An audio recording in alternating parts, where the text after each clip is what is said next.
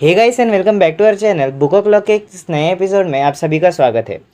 आज rich dad poor dad के सबक 4 टैक्स का इतिहास और कॉरपोरेशन की ताकत के बारे में जानेंगे। ऑथर बताते हैं कि जब वो छोटे थे तब उन्हें स्कूल में रॉबिनहुड और उनके सुखी गिरोहों की कहानी सुनाई गई थी।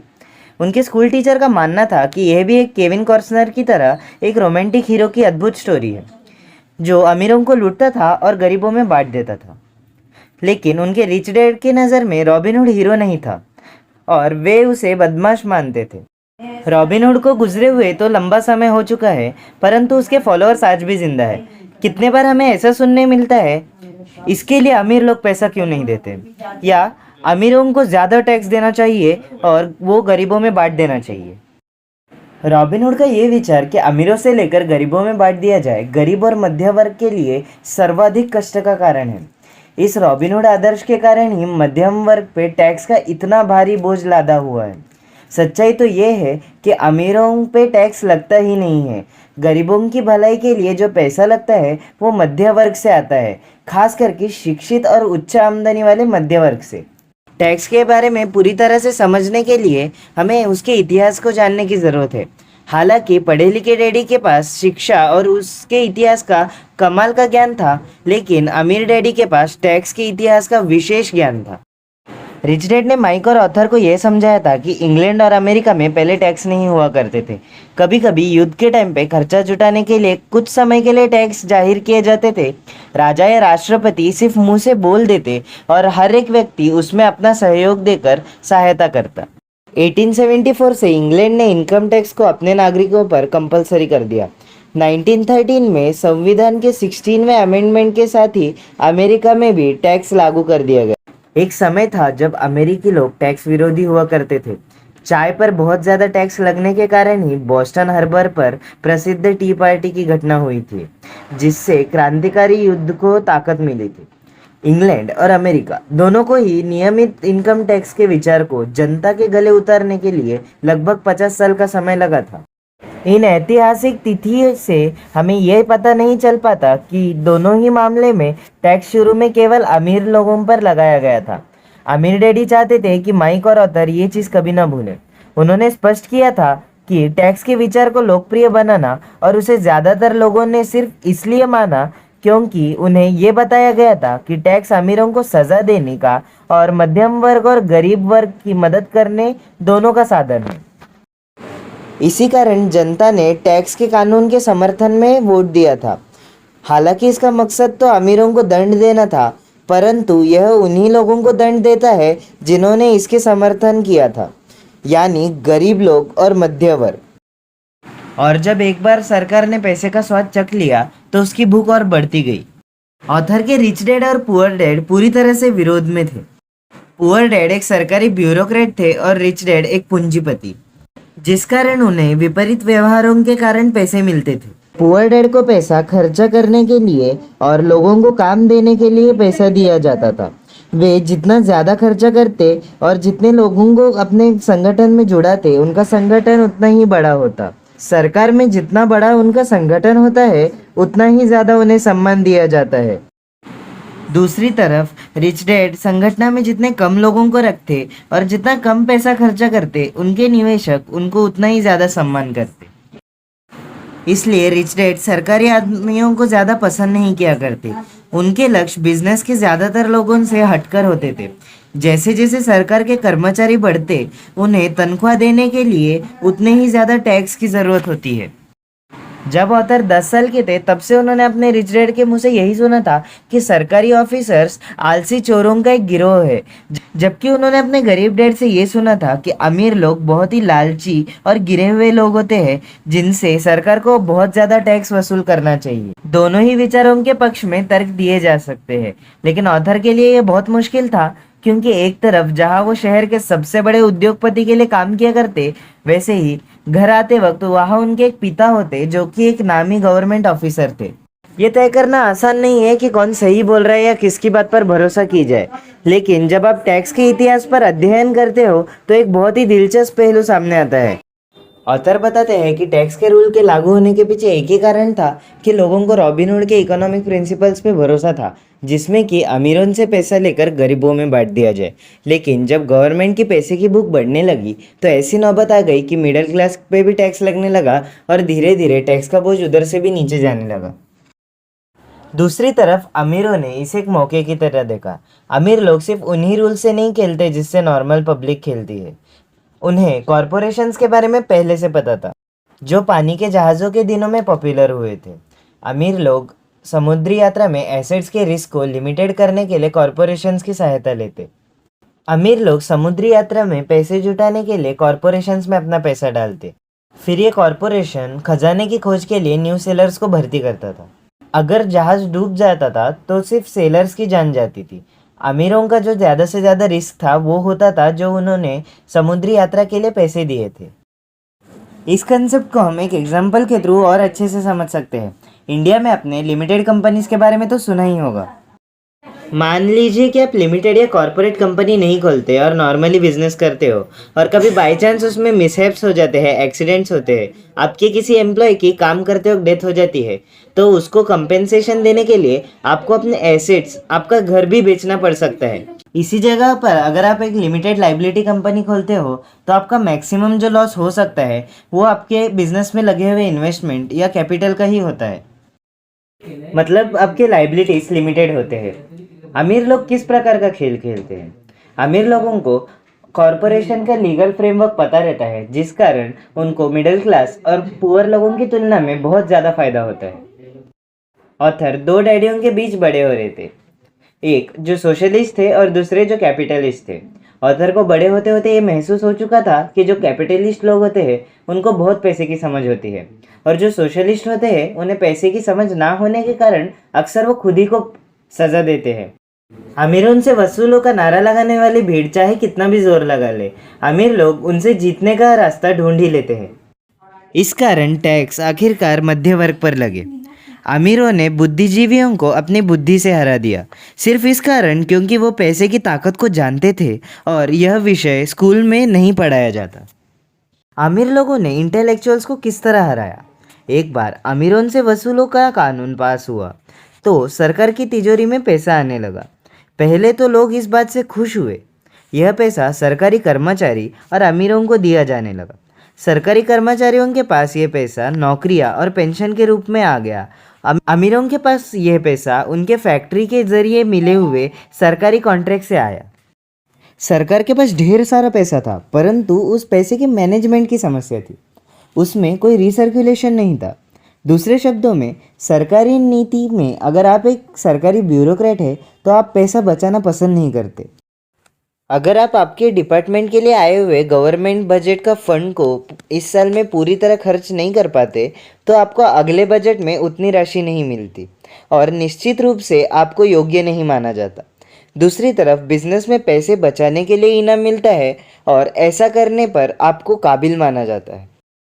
जब बढ़ते हुए सरकारी खर्चों का यह चक्र चलता रहा तो पैसे की मांग बढ़ी और अमीरों से टैक्स वसूलों के विचार में अब कम अमीर लोग भी शामिल हो गए।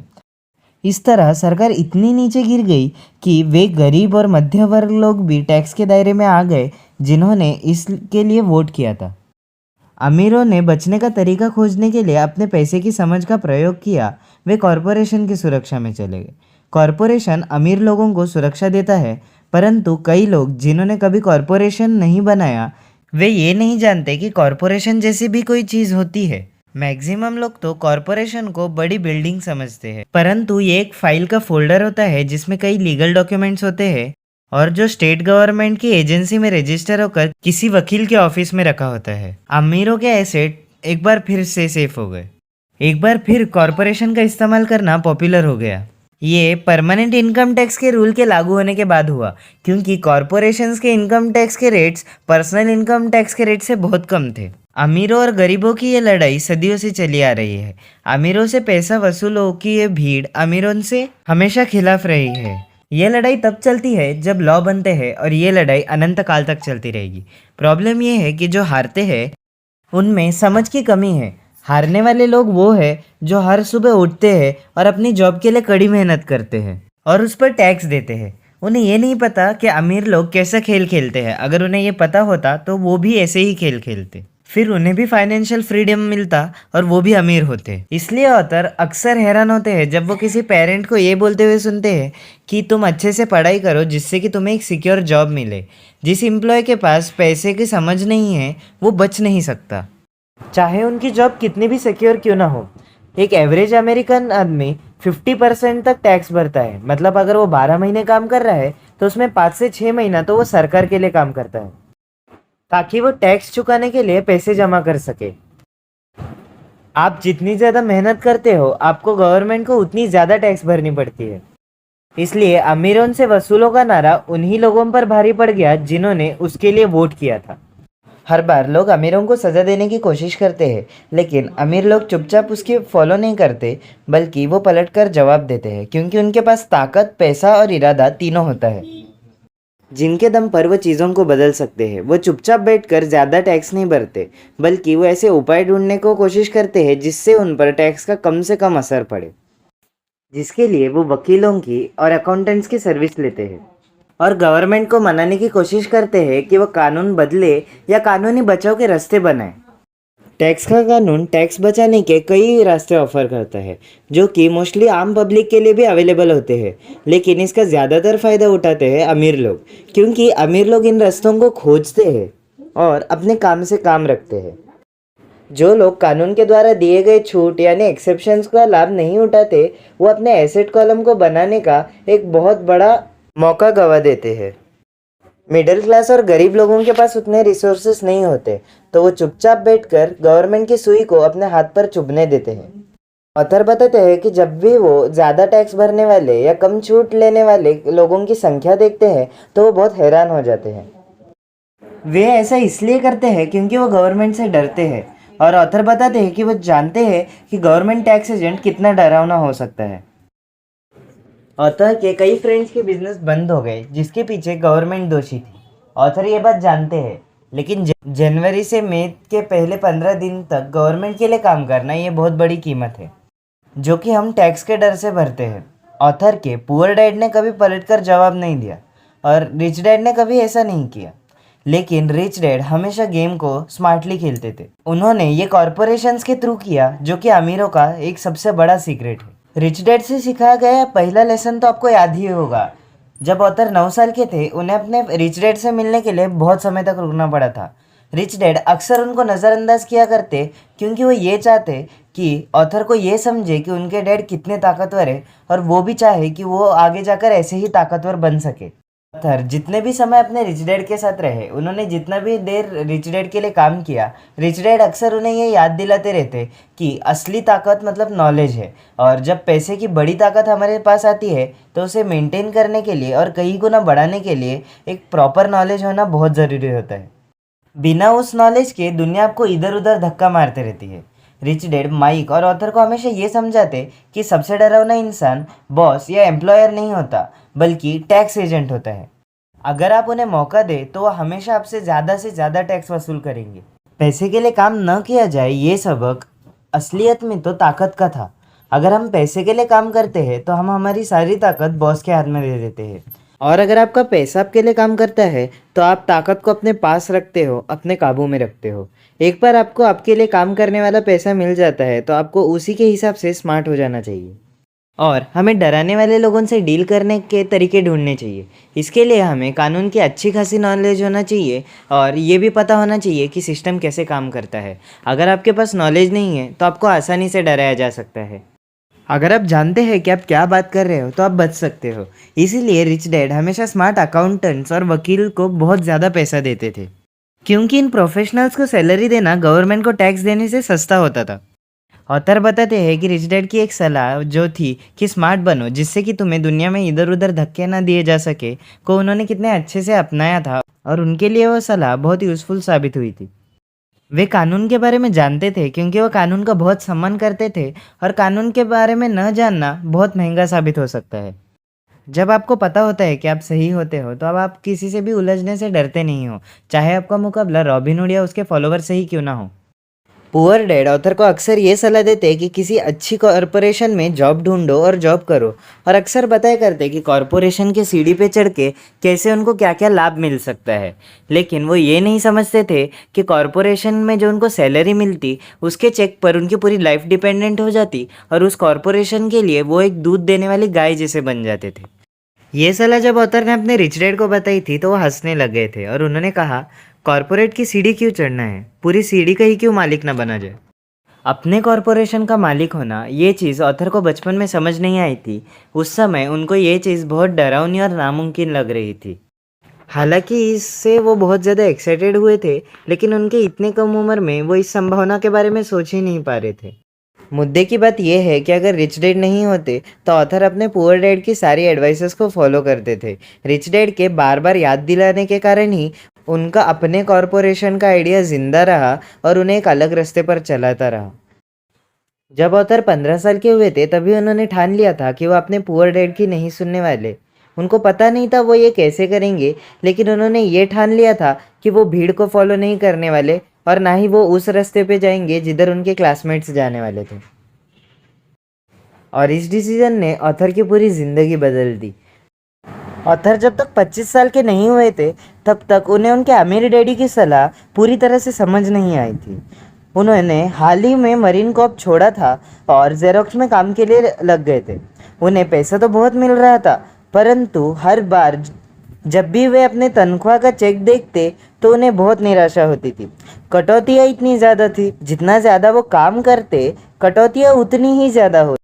जब वे ज़्यादा सफल होने लगे तो उनके सीनियर्स ने उनके प्रमोशन और तनख्वाह बढ़ाने की बात चालू की, जो कि सुनने में बहुत अच्छा लगता था, लेकिन उनके अंदर से उनके अमीर डैडी की एक आवाज़ सुनाई देती, तुम किसके लिए काम कर रहे हो, तुम किसे अमीर बना रहे हो। 1974 में जेरोक्स के कर्मचारी के रूप में ही ऑथर ने अपना पहला कॉरपोरेशन बनाया और अपने काम से काम रखना शुरू कर दिया। पहले से ही ऑथर के एसेट वाले कॉलम में कुछ एसेट्स थे, परंतु अब उन्होंने ठान लिया था कि वो अब उन्हें बहुत ज़्यादा बढ़ाएंगे। डिडक्शन वाली तनख्वाह देख देख कर ऑथर को अपने रिच डैड की एडवाइस में समझदारी दिखने लगी थी। उन्हें यह समझ रहा था कि अगर वो पढ़े लिखे डैडी की सलाह पर चलते तो उनका भविष्य किधर हो सकता था, ये उन्हें साफ साफ नज़र आने लगा। कई एम्प्लॉयर्स का ऐसा मानना होता है कि अगर उनके एम्प्लॉयज़ अपने काम से काम रखना शुरू कर दे तो उनके बिजनेस के लिए एक बहुत बुरी चीज़ है। कई लोगों के साथ ऐसा हुआ होगा, लेकिन ऑथर का केस अलग था। जब से उन्होंने ये ठान लिया कि उन्हें अपने काम से काम रखना है और उन्हें अपने एसेट कॉलम को बढ़ाना है, तब से वो एक बेहतर एम्प्लॉय बन गए थे। ऑथर के पास अभी एक लक्ष्य था, वो जल्दी आ जाते, बहुत ज़्यादा मेहनत करते, जिससे कि वो ज़्यादा से ज़्यादा पैसे कमा सके, जिसे वो रियल इस्टेट में इन्वेस्ट कर सके। हवाई में उस समय कीमत तेज़ी से बढ़ रही थी और वहाँ किस्मत चमक जा सकती थी। जितना ज़्यादा ऑथर को ये लगता कि वहाँ निवेश करने की संभावना है, उतना ज़्यादा वो जेरोक्स की मशीन बेचते। जितना ज़्यादा ऑथर मशीन बेचते उतना ज़्यादा उन्हें तनख्वाह मिलती, और हाँ, उनके तनख्वाह से उतनी ज़्यादा कटौती भी होती थी। ये बहुत प्रेरणादायक था। वे कर्मचारी होने के जाल से निकलना चाहते थे, इसलिए कम मेहनत करने की बजाय ज़्यादा से ज़्यादा मेहनत करने लगे। 1978 तक वे सेल्स के टॉप 5 लोगों में से एक थे, प्राय नंबर 1। वो इस रैट रेस से जल्दी बाहर निकलने के लिए बेताब थे। 3 साल से भी कम समय में ऑथर जेरोक्स की तुलना में उनके छोटे से कॉरपोरेशन से कई ज़्यादा कमा रहे थे, जबकि उनका कॉरपोरेशन रियल इस्टेट में इन्वेस्ट करने वाली एक कंपनी थी। और वो पैसा जो ऑथर अपने कॉरपोरेशन में अपने एसेट कॉलम में बना रहे थे, वो पैसा उनके लिए काम कर रहा था। उन्हें कॉपियर बेचने के लिए दरवाजे खटखटाने की ज़रूरत नहीं थी। अमीर डैडी की सलाह में ऑथर को ज़्यादा समझदारी दिख रही थी। थोड़े ही देर में उनके प्रॉपर्टीज़ में से आने वाला कैश फ्लो इतना ज़्यादा हो गया कि उनकी कंपनी ने उनके लिए एक कार खरीद ली। जेरोक्स के लोगों को यह लग रहा था कि ऑथर अपने कमीशन बेच रहे हैं, जबकि ऑथर अपने कमीशन को एसेट वाले कॉलम में इन्वेस्ट कर रहे थे। ऑथर का पैसा और ज़्यादा पैसा कमाने के लिए कड़ी मेहनत कर रहा था। उनके एसेट कॉलम का हर 10 रुपये का नोट एक बहुत अच्छा एम्प्लॉय था, जिसके कड़ी मेहनत के कारण और ज़्यादा एम्प्लॉय तैयार हो रहे थे, और वो सब मिलकर अपने बॉस को एक कार गिफ्ट कर देते थे, और वो भी टैक्स चुकाने के पहले। ऑथर ने जेरोक्स के लिए ज़्यादा मेहनत करना शुरू कर दिया। ऑथर का प्लान काम कर रहा था और उनकी गाड़ी इस बात की जीती जागती सबूत थी। रिच डैड के द्वारा सिखाए गए लेसन्स के कारण ही ऑथर इस रैट रेस के भ्रम से बाहर निकल चुके थे और इतने कम उम्र में ही एम्प्लॉयर बन गए थे। ये पैसे की समझ के कारण ही हुआ। इस फाइनेंशियल नॉलेज के बिना फाइनेंशियल फ्रीडम के रास्ते में बहुत कठिनाई आई होती। अब ऑथर फाइनेंशियल सेमिनार्स में दूसरों को इस आशा से सिखाते हैं कि वो अपने ज्ञान को उनके साथ बांट सके। जब भी वो लेक्चर देते हैं तब वो लोगों को याद दिलाते हैं कि फाइनेंशियल आईक्यू एक्सपर्टीज के 4 बड़े क्षेत्रों से आने वाला ज्ञान है। नंबर 1, अकाउंट, जिसे ऑथर फाइनेंशियल लिटरेसी बोलते हैं। अगर आपको आपका एम्पायर बनाना है तो ये एक बहुत इंपॉर्टेंट स्किल है, क्योंकि आप जितने ज़्यादा पैसे के लिए जिम्मेदार रहोगे उतनी ज़्यादा बारीकी की आपको ज़रूरत होगी, जिसके बिना आपका एम्पायर ताश के पत्तों से बने हुए महल की तरह ढह जाएगा। ये लेफ्ट ब्रेन का पहलू है जिसमें डिस्क्रिप्शन या बारीकी की ज़रूरत होती है। फाइनेंशियल लिटरेसी वो काबिलियत है जिससे कि आप फाइनेंशियल स्टेटमेंट्स को पढ़ सकते हैं और समझ सकते हैं। इससे आप किसी भी बिजनेस की कमजोरियां और मजबूतियों को पहचान सकते हैं। नंबर 2 है इन्वेस्ट करना, जिसे कि ऑथर पैसे बनाने का साइंस बोलते हैं। इसमें टेक्निक, स्ट्रेटजीज और फॉर्मूलाज की ज़रूरत होती है और ये ब्रेन के राइट साइड का पहलू है, यानी कि क्रिएटिव पहलू। नंबर 3, मार्केट की समझ, डिमांड और सप्लाई का साइंस, यानी कि मार्केट के टेक्निकल पहलू को समझने की ज़रूरत है जो कि इमोशंस के द्वारा चलाए जाते हैं। मार्केट का दूसरा एलिमेंट मतलब इन्वेस्टमेंट का फंडामेंटल या फाइनेंशियल समझ है। क्या किसी इन्वेस्टमेंट में इन्वेस्ट करना समझदारी है या मार्केट के करंट परिस्थिति के अनुसार उसमें इन्वेस्ट करना ना समझी होगी। नंबर 4, कानून की नॉलेज। उदाहरण के तौर पर अकाउंटिंग, इन्वेस्टमेंट, मार्केट के टेक्निकल नॉलेज के सहारे हम हमारे कॉरपोरेशन में ज़बरदस्त ग्रोथ पा सकते हैं। कोई भी आदमी जिसे कॉरपोरेशन द्वारा दिए जाने वाले टैक्स बेनिफिट्स और सुरक्षा का जानकारी होती है, वो बहुत ज़्यादा तेज़ी से तरक्की कर सकता है और अमीर बन सकता है, जो किसी एम्प्लॉय या छोटे बिजनेस के मालिक के लिए संभव नहीं होता। इसमें फ़र्क उतना ही है जितना चलने वाले और उड़ने वाले व्यक्ति में होता है।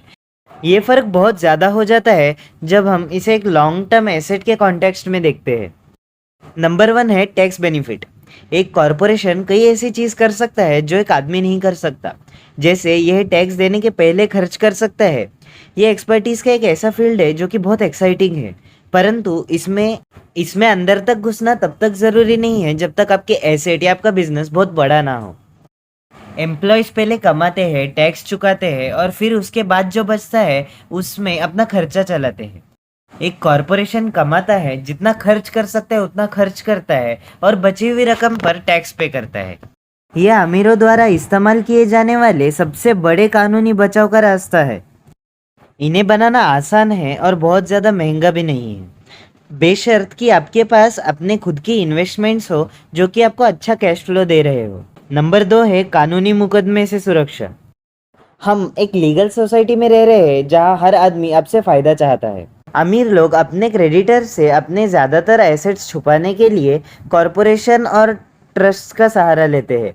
जब भी कोई किसी अमीर आदमी पर दावा ठोकता है तो उसे यह पता चलता है कि वह कानूनी कवच से घिरा हुआ है और दरअसल उस अमीर आदमी के पास कोई एसेट है ही नहीं। वे हर चीज़ पर कंट्रोल रखते हैं, परंतु वो किसी चीज़ के मालिक नहीं होते। गरीब और मध्य वर्ग के लोग हर चीज़ के स्वामी बनने की कोशिश करते हैं और इसीलिए जब उन पर दावा ठोका जाता है तो वे सरकार या अपने साथी नागरिकों के हाथों अपनी संपत्ति खो बैठते हैं। उन्होंने रॉबिनहुड की कहानी से यह सीखा है कि अमीरों से वसूलो, गरीबों में बांट। ऑथर इस बुक के द्वारा हमें ये नहीं बताना चाहते कि कॉरपोरेशन बनाने का तरीका क्या है, लेकिन वो ये ज़रूर कहते हैं कि अगर आपके पास किसी तरह की लीगल प्रॉपर्टी हो तो आप कॉरपोरेशन से मिलने वाले फ़ायदे और सुरक्षा के बारे में जल्द से जल्द जान लें।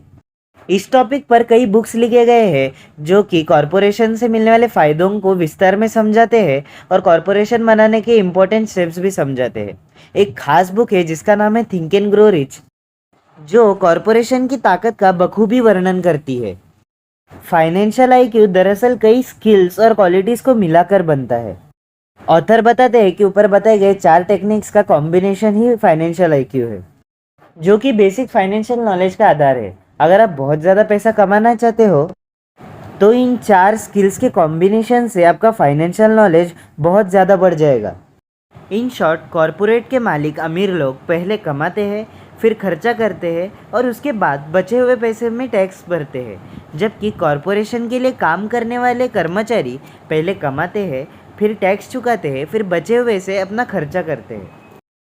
हमारी पूरी फाइनेंशियल स्ट्रेटजी के लिए ऑथर हमारे संपत्तियों को चारों तरफ से कॉरपोरेशन के कवच से लपेटने का बहुत ज़्यादा सलाह देते हैं। So guys, that is it for today. अगले चैप्टर में हम जानेंगे कि अमीर लोग कैसे पैसे इन्वेंट करते हैं। So make sure that you stay tuned and हमारे चैनल को सब्सक्राइब कीजिए, जिससे कि हमारे वीडियो सबसे पहले आप तक पहुंच जाए। Hope you enjoyed our video and if you do, please like and share our video. Thanks for watching.